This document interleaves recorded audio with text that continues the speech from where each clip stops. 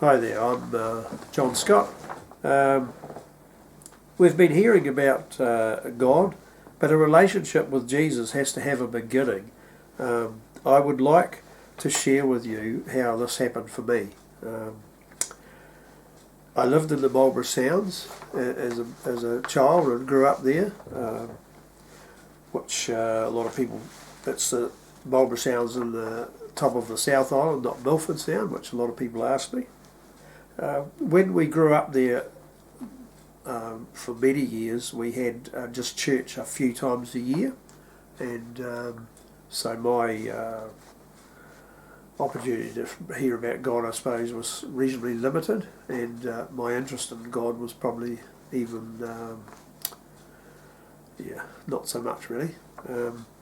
Anyway, we went to it a few times a year, and life ticked on, and as we got older, probably 12, something like that, 12, 13, 14 sort of thing, we had access to boats and sailboats and things, so we would not go to church, but we would be out sailing, but we would make sure that we sort of dropped in with the boat at the time when they had church, because nearing the end of church, hopefully, so that we could get the cakes and that, and that was all good. I worked in the Sounds, and we just did whatever we could there. We planted pine trees, and we worked on farms, and my parents had a farm too at the same time, and so we worked there. And over the years, we ended up I ended up setting up a mussel farm, and that thrived for quite a while. And then at different times we had, we'd had troubles with over production, and you couldn't sell your mussels and different things. So we would substitute the income by going into town and working for a while as a builder.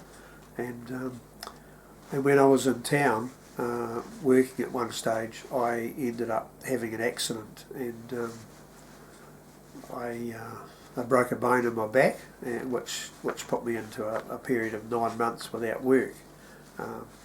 At that time, when I was working with my builder friends, there was one guy there that I thought was a bit strange, but he talked about people being healed and different things, and but he was a Christian guy, and he sort of had me a little bit interested, but I thought he was a bit strange, I suppose.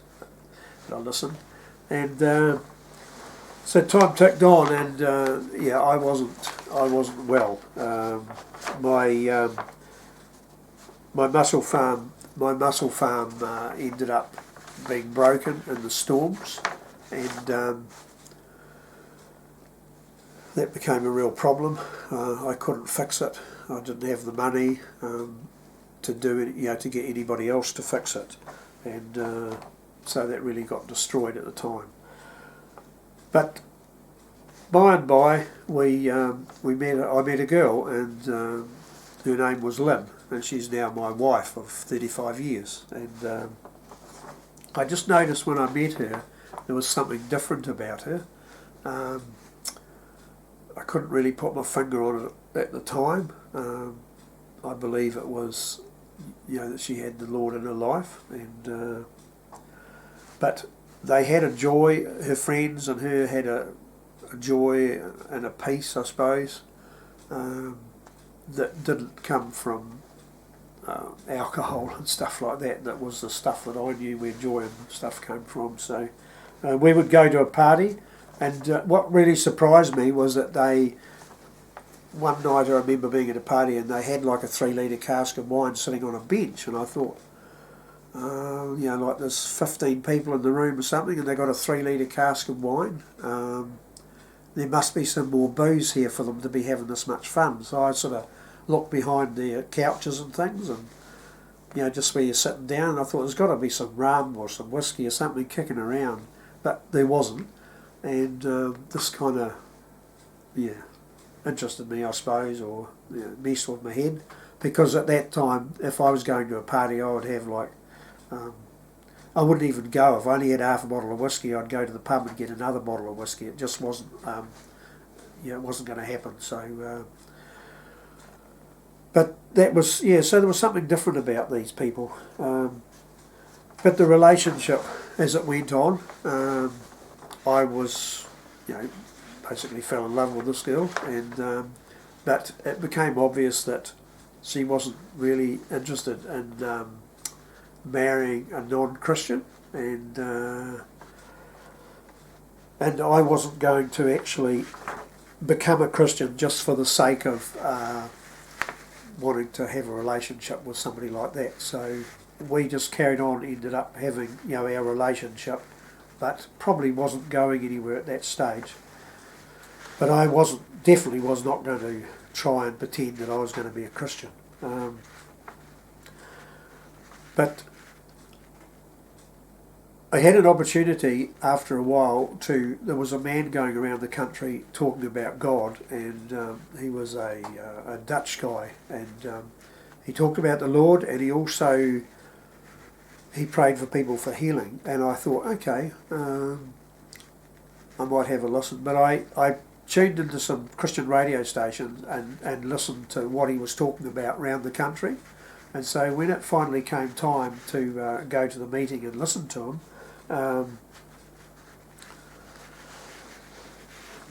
I had just been to the surgeon and a specialist for my back, and he had said that there was an operation they could possibly do, but there was a high chance of me being paralysed from the waist down or something like that. And so I really didn't like the idea of that. So I thought, well, I'll go and listen to this guy anyway. And so I remember standing in the shower before I went to the meeting and saying, Lord, if you're real, you show me and heal me. And I know that sounds a bit bold, but that's what I did. And then I can believe in you, and basically Lynn and I could carry on from there as a relationship, and it wouldn't be a lie anymore for me. So, but as we went to the meeting, there was an opportunity he gave an opportunity to ask the Lord into our lives, and that was even before the healing part of the meeting. And I decided to do that. And first thing, one of the things he said was, don't worry about what other people think or are thinking about or saying, sort of thing. And there were people chucking, like you could hear people behind us laughing and sort of mocking the man speaking. And I thought, well, I've never actually been worried about other people, so why should I be worried about that? And so I did that. I accepted the Lord into my life, and I met up with a guy there that was out the back. We went out the back and we talked to some people, and I had a guy that was a sawmiller that handled big pieces of wood all day. And he grabbed hold of my hand and shook it, and he was like a vice on a workbench. And I was thinking, I hope he lets me go. And it was just, for me, it was the right person, because I was used to hunting and fishing and sort of things. And that was my sort of guy, I suppose, and I could relate to him. So after that, we came back into the meeting, and they prayed for people to be healed. And so there was too many people for him to individually pray for everybody. So they said, just put your hand on the part of your body that you believe you need healing at, and then he just prayed, and so that happened for me. And it was like oil went from my top of my head to my toes, sort of like warm oil through my body, a heat, and all of a sudden the pain was gone. And I lived in pain all the time, but I also used to go to quite a few meetings, and what I used to do was always sit at the end of an aisle so that I could get up and walk around, because of the pain. And so I was in a considerable amount of pain most of the time, but all of a sudden the pain was gone. And so he said, well, try it out and just see if there's anything that you can do, or any way of knowing that you're being healed. So Lynn's quite short, and she was sitting next to me, and then her girlfriend was sitting on the other side of me, and I thought, oh, I shouldn't. I was thinking about picking up her girlfriend, and who was bigger, and I thought, well, that would be more of a challenge. And I thought, no, better pick up Lynn because she might get upset. So, so I picked her up, and then they asked if anybody felt like they'd been healed or something to come and talk about it on a microphone up on the stage. So I went forward and said about it, and he said, well, what's happened? I told him, and so I ended up picking him up, the man that was doing the speaking on the stage, and so basically that was it really, and I was I was healed, and I could go back to work really, and so I went home a day or so later, and I went down the Marlborough Sounds back to my home. Put all my, I could use my speedboat, of course. I could still drive the speedboat, my work boat, but I had no winching gear on it or anything more because we had to take that all off, and it was no use to us. But so I put it on, and the next day or so, and I went back to my mussel farm, and so then I just I basically carried on work like I hadn't ever stopped, and there was a lot of people in the Sounds that sort of looked at us and asked questions as to how I'd been off work for 9 months and then was able to just come back and work again. So so that's really my story, and Jesus can do the same for you. You just need to ask him, I suppose, and God has really changed my life. Just everything seemed different from that day onwards. I know when I first came home that like colours were different on the sea, like the sunsets and sunrises and trees and birds and different things just seemed kind of like 3D, but not quite, and just fresher, I suppose.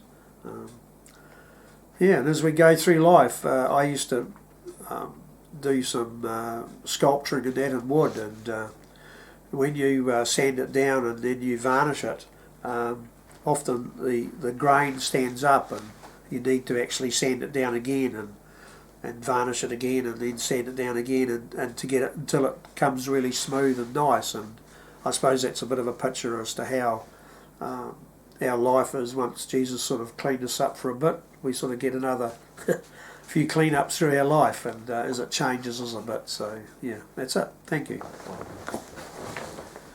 That'll be about